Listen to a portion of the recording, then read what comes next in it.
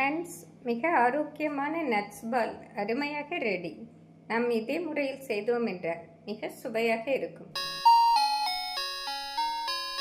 Friends, நாம் மிக ஆரோக்கியமான நட்ஸ் உருண்டைகள் செய்வதற்கு 1 கப் பூசணி விதை, 1 கப் வால்நட், 1 கப் பாதாம் பருப்பு, 1 கப் முந்திரி பருப்பை எடுத்துவிடலாம். ஃப்ரெண்ட்ஸ், நாம் நட்ஸ் பால் செய்வதற்கு பேரிச்சம்பழம் அல்லது அத்திப்பழம் வைத்து செய்தோம் என்றால் மிக சுவையாக இருக்கும்.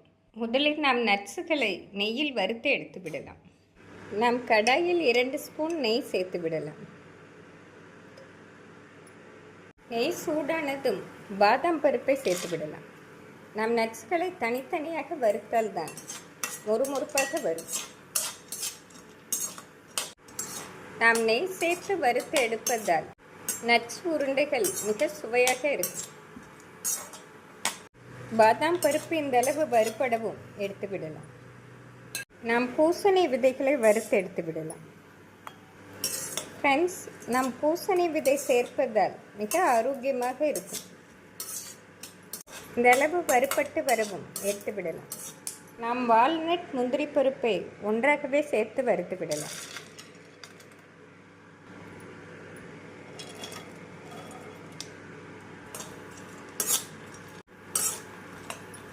முந்திரி பருப்பு வால்நட் நன்றாக மொறுமொறுப்பாகவும் பாதாம் பருப்புடன் சேர்த்து விடலாம். ஃப்ரெண்ட்ஸ், நாம் பிஸ்தா பருப்பு இருந்தால் அதுவும் வறுத்து சேர்த்து விடலாம். இந்த அளவு வறுப்பட்டு வரவும் நாம் பாதாம் பருப்புடன் சேர்த்து விடலாம். ஃப்ரெண்ட்ஸ், நட்ஸுகள் நன்றாக ஆறவும் மிக்சி ஜாரில் கரகரப்பாக அரைத்து எடுத்து விடலாம். ஃப்ரெண்ட்ஸ், அத்திப்பழத்தை 4 துண்டுகளாக நறுக்கி எடுத்து விடலாம்.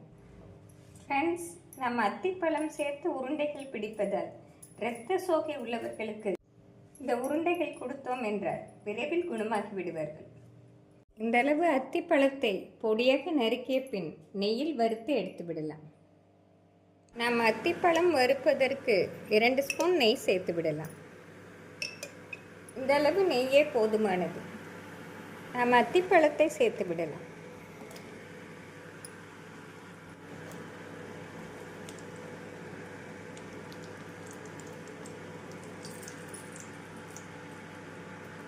அத்திப்பழத்தை சேர்த்து நெய்யுடன் நன்றாக மிக்ஸ் செய்ய வேண்டும்.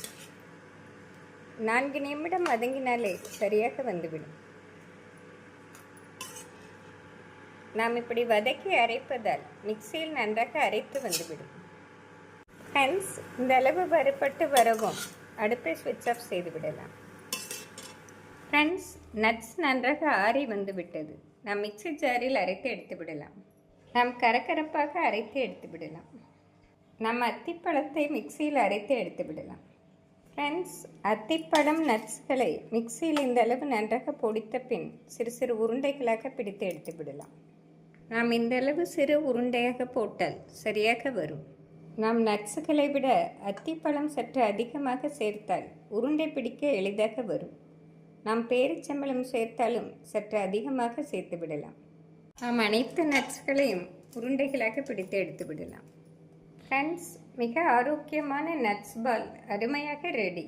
நாம் இதே முறையில் செய்தோம் என்றால் மிக சுவையாக இருக்கும். நாம் வெயிட் லாஸ் உள்ள குழந்தைகளுக்கு இதை செய்து தினமும் 2 உருண்டைகள் கொடுத்தால் விரைவில் உடம்பு தேறி விடுவார்கள். பெரியவர்களும் இதை சாப்பிட்டால் மிக ஹெல்த்தியாக இருக்கும். நாம் அத்திப்பழம் சேர்த்து செய்வதால் இரத்த சோகை உள்ளவர்களுக்கு மிக ஆரோக்கியமாக இருக்கும். ஃப்ரெண்ட்ஸ், நாம் கண்டெய்னரில் போட்டு ஸ்டோர் செய்து வைத்தோம் என்றால் 10 நாள் வரை அருமையாக இருக்கும். நாம் ஃப்ரிட்ஜில் ஸ்டோர் செய்து வைத்தோம் என்றால் 1 மாதம் வரை மிக சுவையாக இருக்கும். குழந்தைகள் லஞ்ச் பாக்ஸிற்கு தினமும் 1 உருண்டை கொடுத்து விட்டாலே மிக ஹெல்த்தியாக இருக்கும். ஃப்ரெண்ட்ஸ், அத்திப்பழம் நட்ஸ் போட்டு மிக ஆரோக்கியமான செய்யும் இந்த உருண்டைகளை செய்து பார்த்து எப்படி இருக்கிறது என்று கூறுங்கள். Thank you friends.